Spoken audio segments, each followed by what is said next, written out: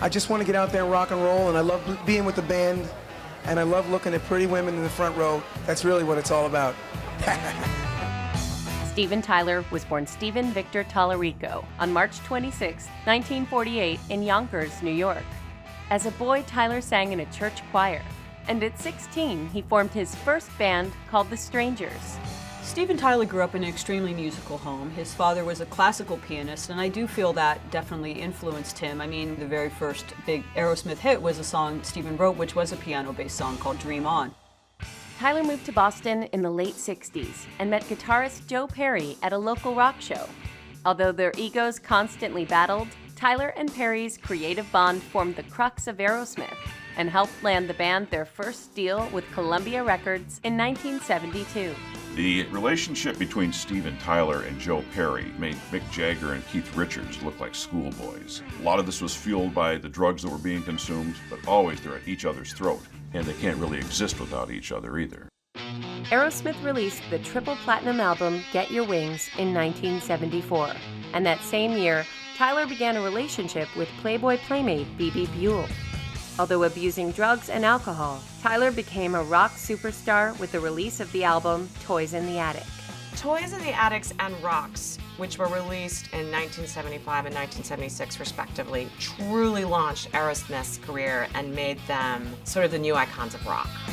By 1976, Tyler graced the cover of Rolling Stone magazine, and Aerosmith was soon filling stadiums in the US, Japan, and Europe, while Tyler descended further into drugs. Aerosmith are the poster boys for problems with chemicals. Steven Tyler and Joe Perry pretty much are at the top of the list for that, and it caused tremendous intra-band tension, and creativity was just killed. Joe Perry left the band in 1979, but Tyler forged on with little success.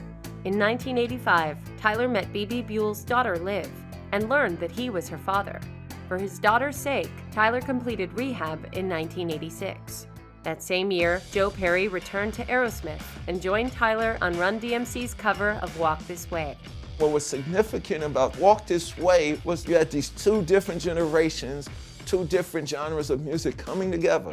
But I think it was really, really good for Aerosmith because it let people know. It made people look back and see how good these guys really are.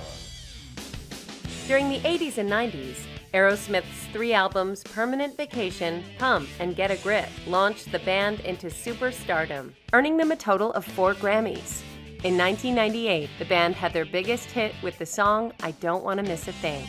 Aerosmith was considered the comeback of the century. They were sort of the rock band that always showed that they could get bigger and better. But I would say that the biggest one was this little song called I Don't Want to Miss a Thing, which was written for the hit movie Armageddon, and it actually scored the band their first #1 single. In 2001, Aerosmith was inducted into the Rock and Roll Hall of Fame, and in 2010, Tyler joined the judges of American Idol. I used to think, oh, how can I get out there when I'm old and gray? But I'm gonna rock until I drop. With Steven Tyler as its lead singer for more than 5 decades, Aerosmith has sold more than 150 million albums worldwide. Tyler is listed as one of Rolling Stone's 100 greatest singers and is undeniably a rock and roll icon.